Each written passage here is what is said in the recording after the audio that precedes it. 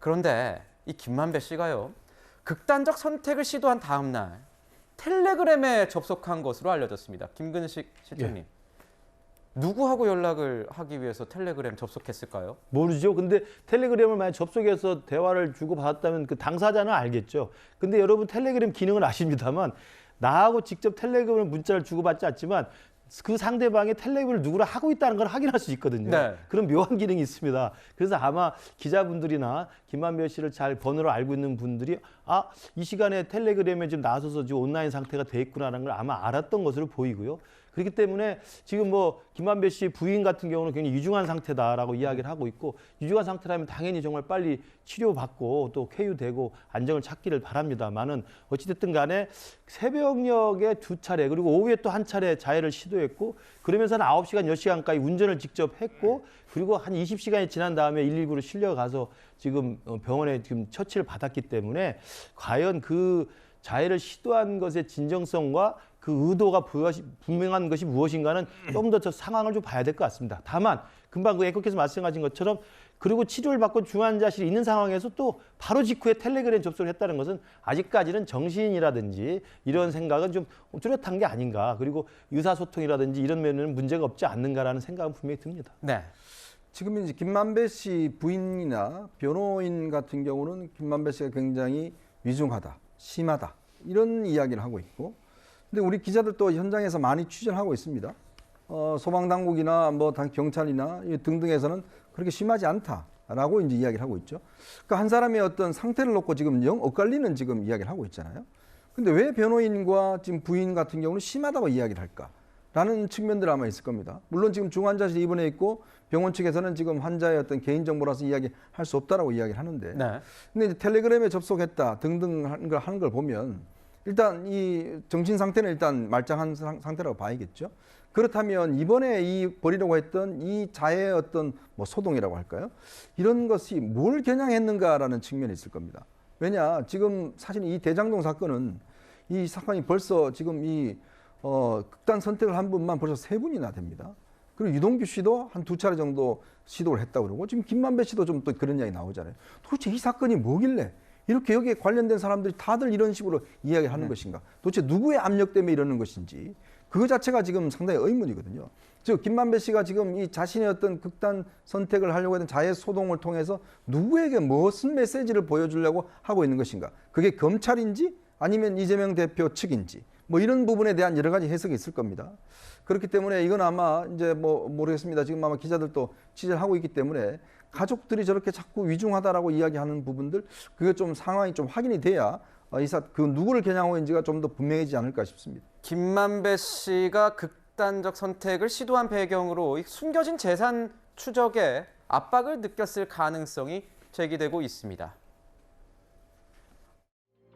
이 재판이 끝나고 어쨌든 수천억에 달하는 그런 돈이 재산이 남아 있다.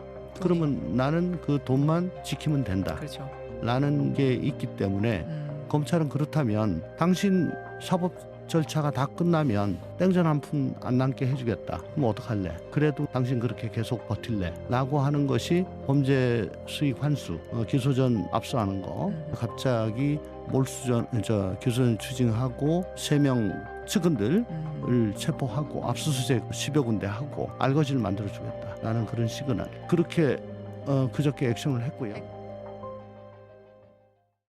대장동 개발을 통해 막대한 이익을 벌었지만 최근 검찰이 모두 몰수하겠다는 신호를 줬기 때문에 좌절감을 느낀 게 아니냐 이런 분석들이 나오는데 불안감을 느꼈을까요? 네. 뭐 그 본인의 심경을 어떻게 알겠습니까만 지금 검찰의 그 어떤 수사의 방향이 지금 그 남욱 변호사나 아니면 유동규 본부장의 경우에는 당시 있었던 일을 지금 소상하게 밝히고 있지 않습니까? 그런데 그 중간에 매개고리 역할을 했던 김만배 씨만 지금 부인을 하고 있는 상황이기 때문에 네. 검찰의 수사가 지금 굉장히 집중이 되고 있는 상황이고요. 특히 김만배 씨가 중요한 이유는 그 대장동 사건으로 수익금이 배분이 되는 천화동인 1호, 2호, 3호 이게 다 김만배 씨 일가입니다. 그러니까 김만배 씨 명의로 돼 있는 건 천화동인 1호고요. 2호의 경우는 김만배 씨 부인 명의로 돼 있습니다. 3호의 경우는 김만배 씨 누나 명의입니다. 그러니까 대장동 사건으로 수익의 절반 가까이를 김만배 씨 일가가 가지고 가도록 돼 있는데 그러면 남욱 변호사나 정영학 회계사나 이런 사람들은 들러리만 선 거냐, 김만배를 위해서.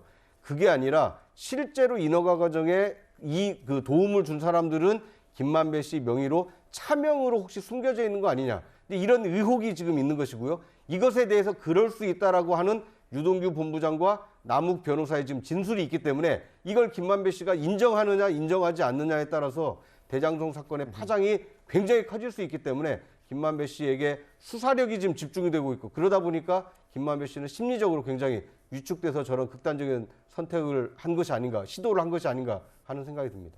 이런 가운데 오늘 김만배 씨의 대장동 수익금을 은닉한 혐의를 받고 있는 일명 헬멧남으로 알려져 있죠. 최우향 전 쌍방울 부회장과 이한성 대표가 구속 실질 심사를 받았습니다. 변호사님, 영장 발부 가능성 어느 정도로 보십니까? 사실 영장 발부 가능성이야 뭐 나와 봐야지 아는 거겠지만요. 일단 범죄 행위가 소명이 됐다라고 한다면, 소명됐다는 전제에서는 구속 사유는 결국 도주 우려와 증거인멸 염려 두 가지가 남게 됩니다.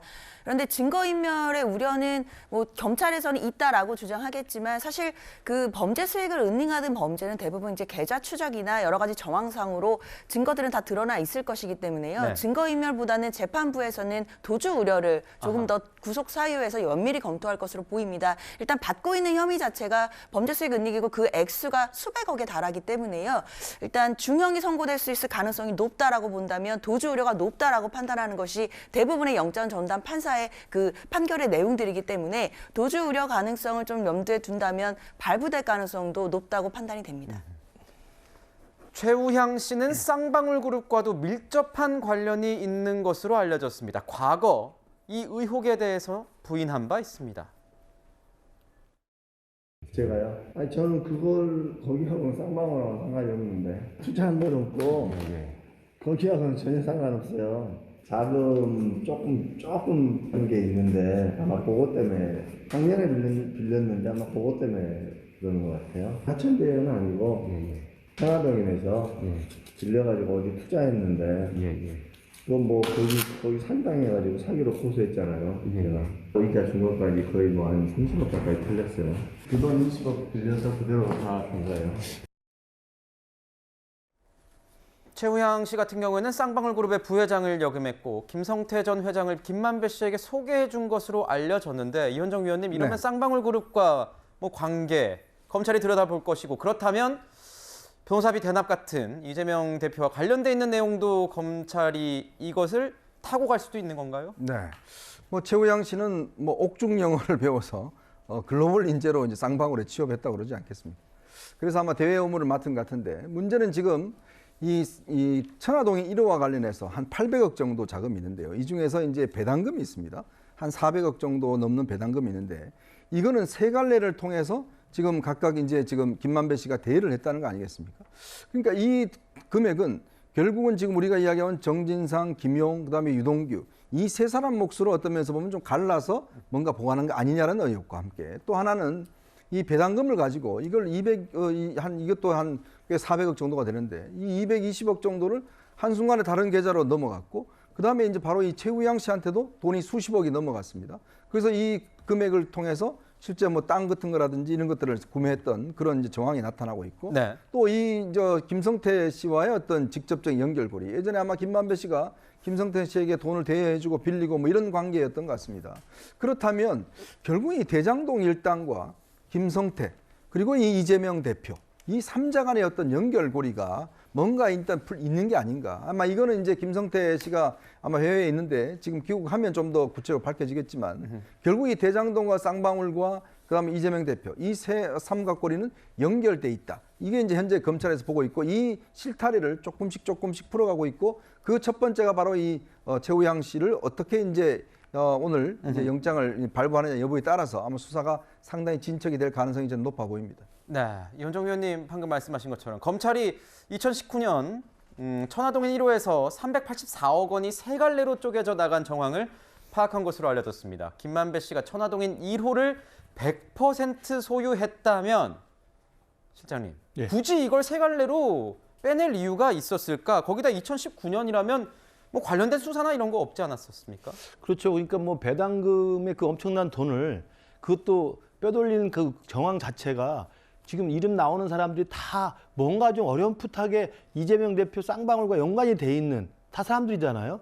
왜냐하면 지금 최모 그 부회장이라는 분은 김성태를 소개해줬다는 분이고, 그리고 또 이모라는 이한성, 네. 이한성이라는 분은 또 이화영 부지사의 또 보좌관 출신 아닙니까? 그러니까 이 모든 것이 같은 실타래에 묶여져 있는 정치 공동체 비슷한 분위기를 띄우는 거예요. 근데 그런 분들한테 그 막대한 배당금이 뭐 순식간에 대여해줬다가 다시 받았다가 복잡한 돈 세탁 과정을 거쳤다는 게 검찰이 지금 보고 있는 혐의이기 때문에 저는 아마 오늘 영장이 만약에 발부돼서 구속 수사를 하게 된다면 이 두 사람들을 데리고 본격적인 아마 신문을 하게 될 것이고 그 과정에서 김만배 씨 소유로 되어 있는 천화동인 1호의 소유주이고 2호, 3호의 실제 소유주인 김만배 씨 그 엄청난 수익이 과연 누구에게 저수지로 흘러가느냐.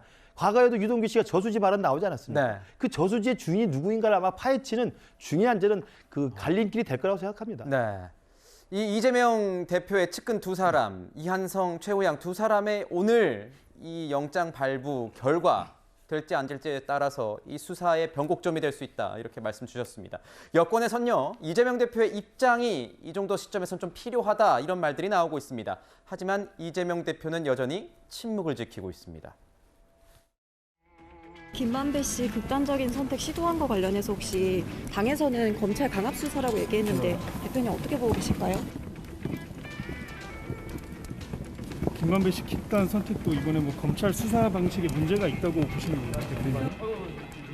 김만배 씨 선택 관련해서 대표님 입장 있으실까요? 대장동은 이재명 대표가 직접 설계하고 실행한 단군 이래 최대 치적이라고 자화자찬했던 사업입니다. 그 사업의 키맨이 수사를 받다 극단적 선택까지 했습니다. 왜 이런 일이 일어났는지, 무엇이 잘못됐는지 최종 책임자였던 당시 시장으로서 입장을 밝혀주시기 바랍니다. 유한기 씨, 김문기 씨, 그리고 이번에 김만배 씨까지 국민의힘에서는 이렇게 이재명 대표를 향해서 직격을 하고 있는 상황입니다. 그런데요, 민주당에서도 관련된 목소리가 나오고 있습니다. 비명계인 서훈 민주당 의원, 다시 한번 이재명 대표의 자진 사퇴를 권유했습니다. 측근들이 다 구속되고 있는 상황이고 또 김만배 씨입니까? 하고 그런 상황이기 때문에 이재명 대표로서는 마음이 편하겠습니까? 지금이라도 당대표를 내놓고 내 혼자의 상황을 해도 당당하게 내가 이길 수 있다. 왜냐하면 내가 잘못을 저지른 게 없기 때문에 결백하다면 그렇게 할 수 있다고 생각합니다. 네, 서른 의원은 지난번에도 이재명 대표의 대표직 사퇴를 제안한 바 있는데요. 변호사님, 이재명 대표는 별다른 반응 없는 거죠? 저런 얘기에 대해서 반응할 상황은 아닌 것 같습니다. 서른 의원 같은 경우에는 이전에도 이재명 대표가 대표 자리를 내려놔야 된다, 이런 얘기들을 많이 하고 있는데요. 서른 의원 같은 경우에는 잘 아시다시피 이낙연 전 대표의 이제 또 측근으로 꼽히는 분이시기 때문에 또 저런 얘기들이 나왔을 때 당에서는 또 당의 분열 양상으로 보이진 않을까라는 이제 우려들도 있습니다. 그렇기 때문에 그 이재명 대표가 당이 곤란한 처지에 빠지는 것을 막기 위해 대표를 내려놓아라 이렇게 말씀을 하셨지만 사실 서른 의원의 지금 시점에 저런 발언이 오히려 당을 또 곤란하게 할 수 있는 것이기 때문에요. 지금으로서는 이재명 대표가 연루되어 있다는 직접적인 증거도 없는 상황에서 당대표의 리더십을 흔드는 것은 적절해 보이지 않습니다. 네. 점점 이재명 대표가 곤혹스러워지고 있는 상황은 맞는 것 같습니다. 이재명 대표의 운명은 어떻게 될까요?